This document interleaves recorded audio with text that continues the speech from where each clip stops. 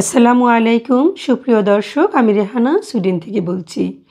আজকের আমি দেখাবো শীতের পেঁয়াজ কলি দিয়ে কাতলা মাছের ঝোল। এটা কতটা মজা করে রান্না করা যায় সেটা আমি দেখাচ্ছি আপনাদেরকে। শীত চলে যাচ্ছে, এখন তো পেঁয়াজ কলির কোনো অভাব নাই, এখন অ্যাভেলেবেল পাওয়া যাচ্ছে। তো সেটা দিয়ে আমি রান্না করব আজকের কাতলা মাছ দিয়ে। কাতলা মাছ দিয়ে এভাবে মাখো মাখো করে ঝোল তৈরি করব। তো আপনারা দেখতে থাকুন আমি কিভাবে এইভাবে সুন্দর করে মজা করে আপনাদেরকে একটা সুন্দর রেসিপি আজকের উপহার দেওয়ার চেষ্টা করব ইনশাআল্লাহ। দেখেন কতটা মজাদার হয়েছে এবং কতটা সুন্দর দেখতে, কতটা সুন্দর লোভনীয় হয়েছে সেটা আপনারা দেখতে থাকুন। এভাবে করে আপনারা রান্না করতে পারবেন।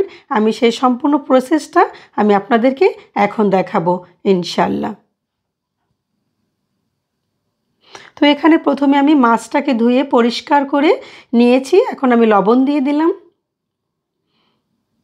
আমি একটু করে হলুদের গুঁড়ো দিয়ে দিলাম, দিয়ে ভালোভাবে এটাকে আমি ম্যারিনেট করে রাখবো। এটাকে আমি 10 মিনিট এভাবে মেখে রেখে দেব।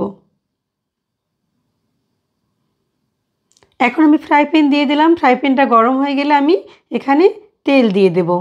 3-4 চামচ তেল দিয়ে, তেলটা পরিমাণ মতো দিয়ে দেবেন। তেলে দিয়ে আমি মাছটাকে এপিট ওপিট করে ভেজে নেব। মাছটা কিন্তু বেশি মচমচা করে ভাজবো না, অল্প করে হালকা করে মাছটাকে আমি ভেজে নেব। দেখেন আপনারা, আমরা অনেক রকম তো রান্না করি, এভাবে একদিন রান্না করে খেয়ে দেখেন কতটা মজা হয়।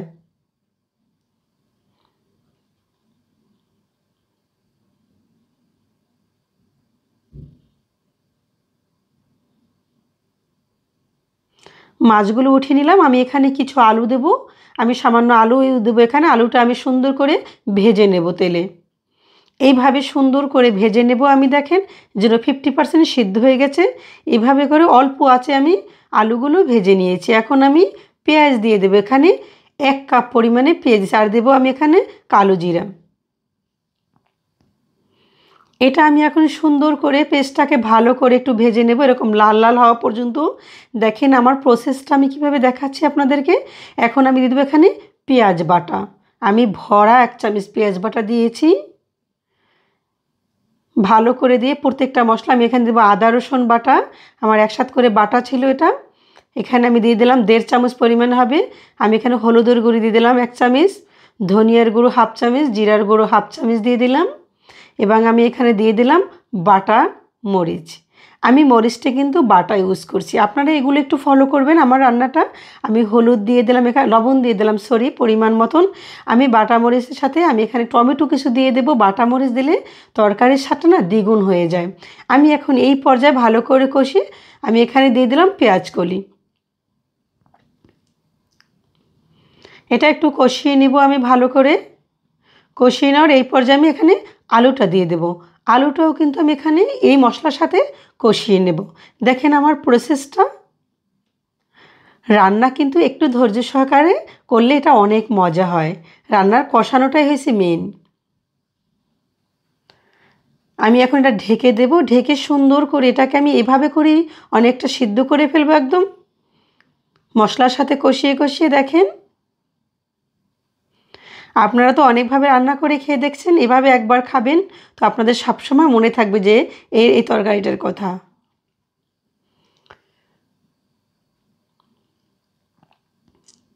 এটা কিন্তু প্রায় আমার সিদ্ধ হয়ে গেছে দেখেন। এখন আমি এই পর্যায়ে অবশ্যই গরম পানি দিয়ে দেব। অবশ্যই আপনারা গরম পানি দিবেন।